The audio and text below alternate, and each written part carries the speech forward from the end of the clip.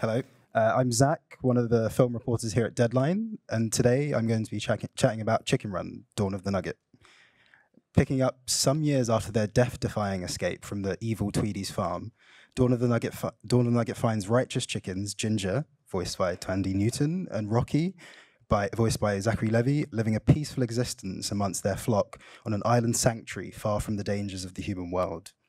But when they hatch their first child, a restless chick called Molly, they are once again confronted with the cruelty of mankind and forced to fight for their freedom. Dawn of the Nugget debuts next week as part of the London Film Festival, 23 years after the first film. So please welcome the team who brought it back to the screen. I've got director Sam Fell, producer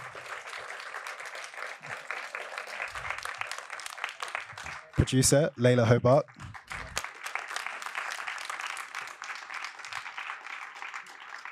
and production designer Darren Debicki.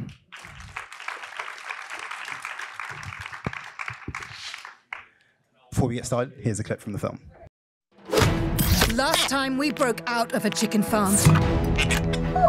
Well, this time...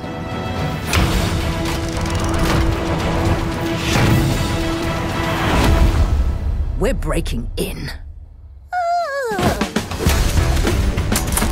It's an impossible mission. Fire. Only the small matter of this electric fence. The camera-driven gun-toting moles.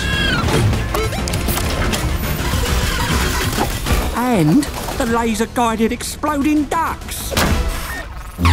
Huh? That place is impenetrable. Yeah, and you can't get in neither.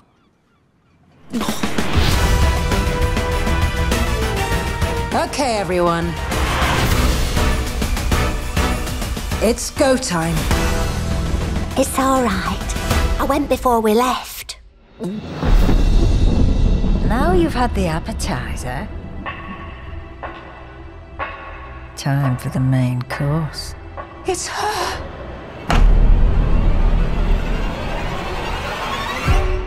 Welcome to the future.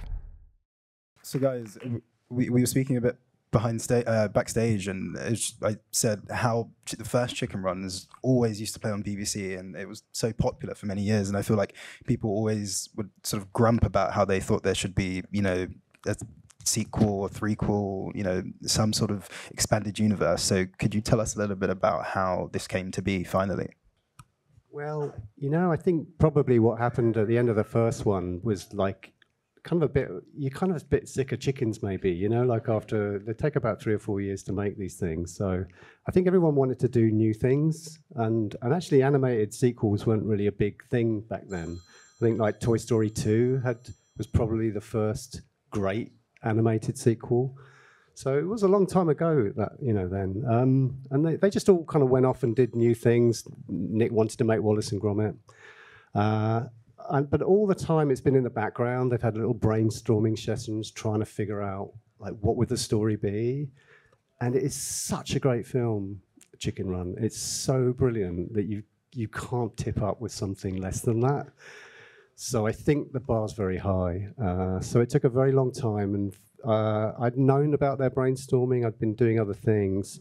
Around about 2016, I met Pete Lord in Downing Street. Funnily enough, there was a party to celebrate the animation industry. It was a little bit rancorous because, like, most of us in animation weren't like fans of Brexit, but yeah, who was the Prime Minister at the time? Yeah, we were I can't remember who the Prime Minister was, but I think maybe a young Nick Hancock was around in that room. But anyway, we were there for the booze and, you know, and a look around. And I bumped into Pete Lord, and he said, you know, we've got it, we figured it out.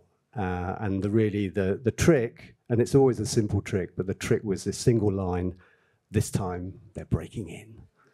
And it kind of opened up a whole sort of opportunity, really, a whole new kind of film, like a heist movie by Aardman. And later, how the whole Netflix of it, how did that happen? How did Netflix get on the film? Well, I mean, I think they really wanted in, and they were the perfect partner for us, honestly. I think, you know, when you make a movie like this, and Sam said they take 3 or 4 years, and this took even longer. About 6 years.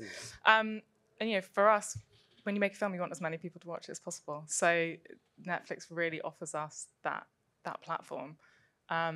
And they've been amazing to work with, really supportive. I think we've got this sort of heritage of Aardman and the amazing support from Pete and Nick, who directed the first movie.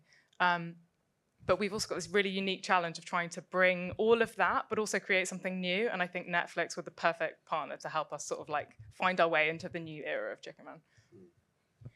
One thing that's really striking about this film is, like the first, it's obviously kind of a family film, but it's also extremely political, and in not in a like a didactic way or anything, but it's just you can really see those themes. And I wondered, it feels like it touches on many things that sort of kind of like plagued us since the first film. So I wondered, why was now the best time to bring the characters back? I think it's more, we think in bigger time frames, I think. Like there's two things. As Layla says, we wanted to make the film for now, like a film that dials into, it's not just a nostalgia piece. We didn't just, much as the film, I love it, it didn't just want to make a homage. But we do work in big time frames and big universal themes. So like the big universal theme of life and death, there is like death in Chicken Run and in this film.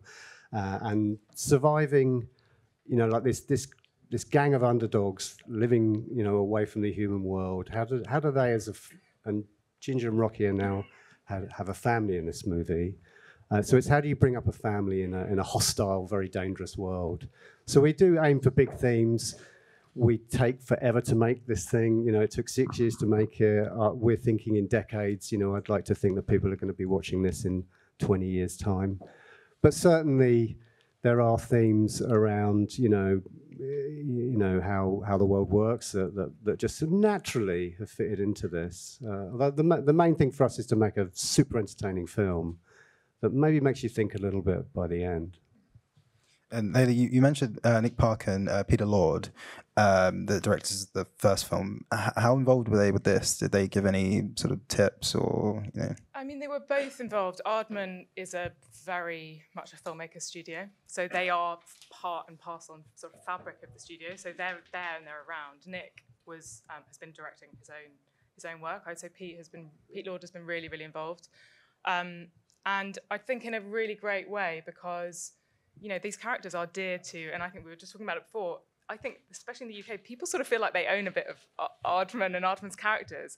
So to have that sort of stewardship from Pete, to be like, is this what they would do? These characters so well, but also the support to say, Sam, this is your film, so you've got to do your own thing. So I think it was really great to have them to lean on. But I hope Sam would agree that they were really, really supportive in terms of this being its own. We wanted to change it. It didn't want to make a carbon copy. It didn't want to be kind of crushed by the kind of weight of the first film. So having them there kind of gives you the confidence, doesn't it? You kind of think, okay, we can make this change. Pete's not curling Pete up. Thinks it's okay. Pete seems to be smiling. Yeah, exactly. So it's probably okay. Yeah.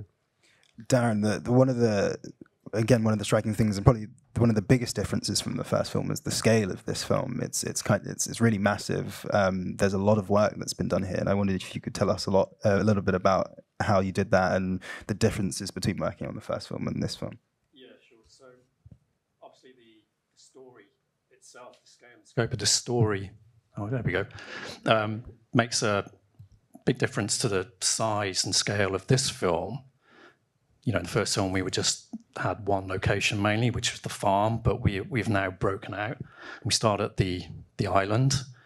So we wanted to really explore what this new idyllic life was for the chickens, how they created this new paradise for themselves. And so we also knew that the era was different, and we moved into the 60s. So that was a whole playground for us. We had this whole smorgasbord, didn't we, of inspiration to play with in terms of design, architecture, film reference, and it kind of plays out throughout the film, setting it within this era. And I think, since the first film, these 23 years since that was out, obviously a lot has moved on in terms of technology, and we've kind of crafted in many different processes at Aardman And with this film, we wanted to make sure it still remained a stop-motion film, and we were just embellishing it with all of these tools that we've created, which gave us this scope and scale. But at the same time, Sam was quite keen to make sure that this film felt like it was all made within a stop-motion studio. We didn't want to have like big atmospheric skies just going on forever. We wanted to make it feel as if there was a matte painting that was probably painted in the 50s, just stopping the set. So it gave you that crafted feel, handmade feel throughout. You've got to keep the warmth and the handmade, and that's why people come in. I mean, it's tactile, and the technology's allowed us to expand and make a bigger canvas to paint on. But ultimately, the most amazing special effect of all is the animator's performance, because an animator will animate frame by frame from the beginning to the end of the shot, a frame at a time, and bring this inanimate object to life, and that you believe them and you'll care about them. And to me, that's still, I know how they do it because I've seen the YouTube video. You move it a little bit, take a frame, move it a little bit, take a frame. But to actually transport yourself into a puppet and bring it to life, I think that is alchemical. It's like sorcery, to be honest, to me. Layla, I have to ask this really quickly. Cliff Richard, I don't want to spoil it for anybody who hasn't seen it, but there's a few moments in the scene where something, let's say, the chickens are in danger at some point in the film, and Summer Holiday, the Cliff Richard song, plays, and it's hilarious. I wondered, how did you get that song? Do they know what you're using it for? How did you swing that? We just asked nicely.